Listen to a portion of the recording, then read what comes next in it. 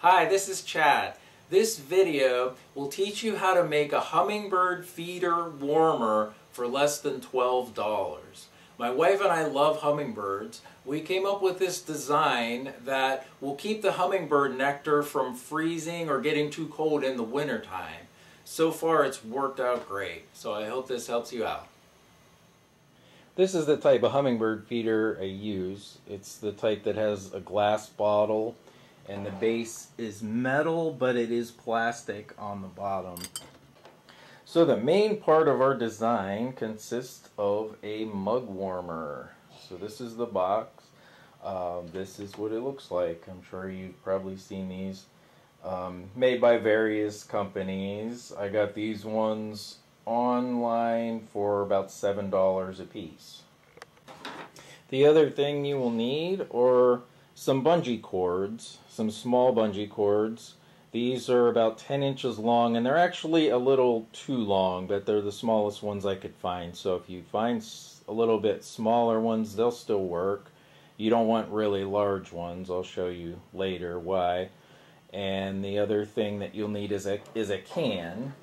So this is a cat food can. You can use a tuna can. The measurements of the bottom is 3.5 and the width is 1.5. So you want a can about that size because it perfectly fits on the mug warmer. It's the same size as a coffee mug. The other thing you'll need is some floral wire, and this you can find in any garden department. I actually found these at the dollar store. The other thing you'll need is a drill, just a plain old drill, and a bit. It doesn't really matter what size, as long as it's large enough for the floral wire to fit through. So, and an optional Dremel tool. I use these for everything. You also need some wire snips. Just something that's good enough to snip the floor wire. You don't have to have anything really fancy. Okay, so the first step is drilling the can. So make sure you have some gloves, and always think of safety first. So you want to have safety glasses on when you're drilling, because you don't want little metal fragments to come up and hit you. So with the can, what you want to do is drill the hole towards the bottom of the can, and on this side, and then directly across onto the other side. So let's do that.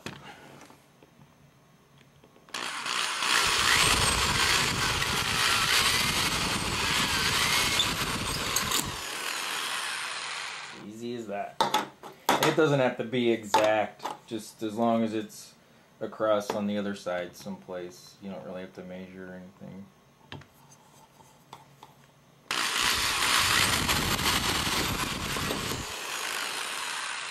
Like so. Now the optional part I was saying is I use the Dremel tool to clean up the holes. It's not really necessary, but you got some sharp edges on there. And when you're cleaning the feeder, when you have to take it apart to clean it and change the nectar, you don't want your fingers to rub across right there. So I take my Dremel tool, just put it on the low setting, and just clean that up a little bit.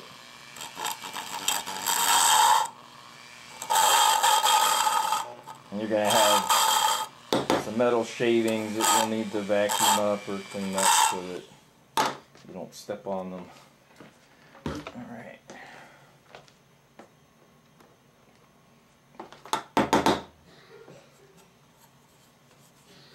Yeah, so if you take your finger and run across there, it's nice and smooth. I'm not going to get cut when I go to change the feeders, change the nectar. Alright, so then you grab your mug warmer, cup warmer, whatever you want to call that, coffee warmer. And so the can is going to sit right on there. So, in order for that to stay on there, that's where the floral wire comes in. And I find the fluoro wire to be the most easy way to do this. You might come up with another way. You could use any type of wire, but since you have to take these apart frequently to change the nectar and clean them and everything, it's just so much easier to use the fluoro wire because it bends and you can just shape it however you want. So it makes it a lot easier to just take it right off. You want to make sure you have a long enough piece because it has to bend around. So, you know, more than a foot, looks like probably about, I don't know, about 20 inches. Doesn't have to be exact. And just take your snippers and just snip that right off like that. And then with the can, you just put it through the 2 holes, all the way through the can, like so. And then you take the base, take your cup holder, cup warmer, and you're going to take it and bend it around both sides.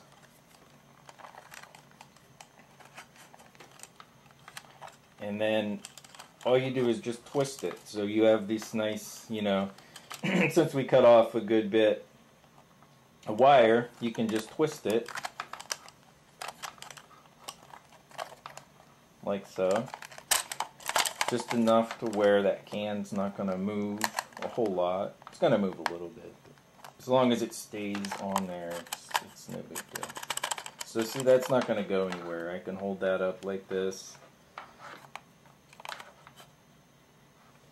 And like I said, to take them off, it's just so easy. You just kind of untwist it a little bit and pull it right off and just put it on the same way.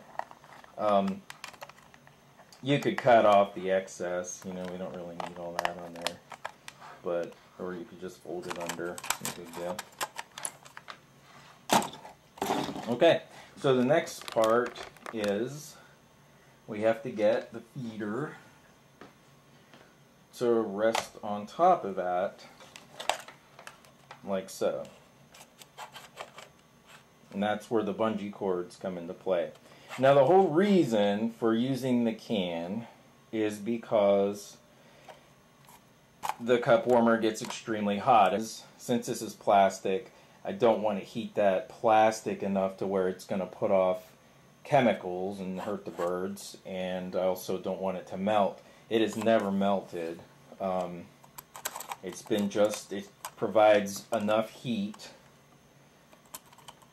to go up through the can just to keep that fluid in there warm. It's gotten below 30 here, and these didn't come close to freezing. The fluid was a little cold, but not anywhere near frozen. It really seems to work out well. Okay, so in order to get this feeder to stay on top, it may help to have 2 people do this. If you have another person that could help you just kind of hold things so that you're not spilling the nectar all over everything. But what you want to do is take your bungee cords and hook the bungee cord right on that wire, bring it up, and since the bungee cords are a little longer than they need to be, I wrap it around the bottle once. So if your bungee cord is shorter, you may not have to do that, or if it happens to be longer, you may have to wrap it twice or more. Bring it over on the other side and just hook it on. Oops. See, I'm getting nectar all over me. Oh. Alright, so you hook it right like that. Now with the one bungee cord, it makes it kind of lopsided because you need to put the other one on. So with the other one, you just kind of do the opposite. You hook it here, bring it onto the opposite side, wrap it around,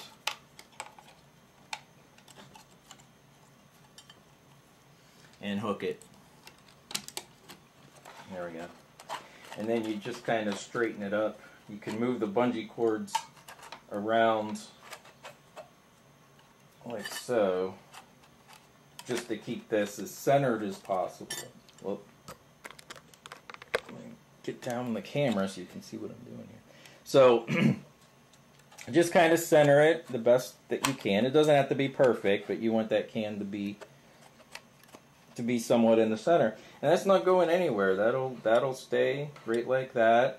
Make sure the bungee cords aren't obstructing the flowers. And the other thing with bungee cords, you just have to watch your eyes, because if they slip, they can come up and hit you in the face. I've had that happen to me before using them for other things. But that's it. There's one more step to show you. Okay, so on the cup warmer rather, there's a switch. So you want to plug that in safely outside. As I mentioned before, away from water. Make sure it's underneath an awning or somewhere where it's not going to get wet. And plug that in and then turn the switch on.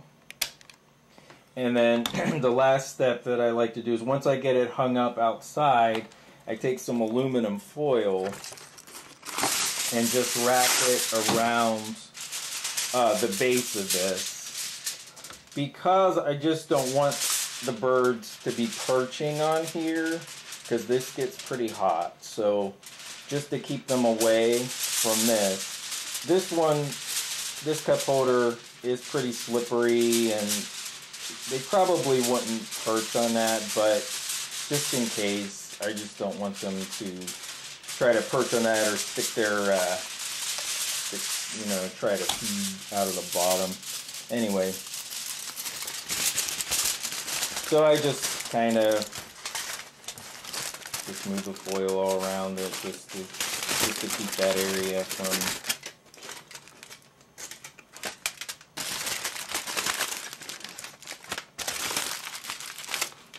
like so. And of course, when the wind blows, it's going to blow the foil off. You might have to check on that.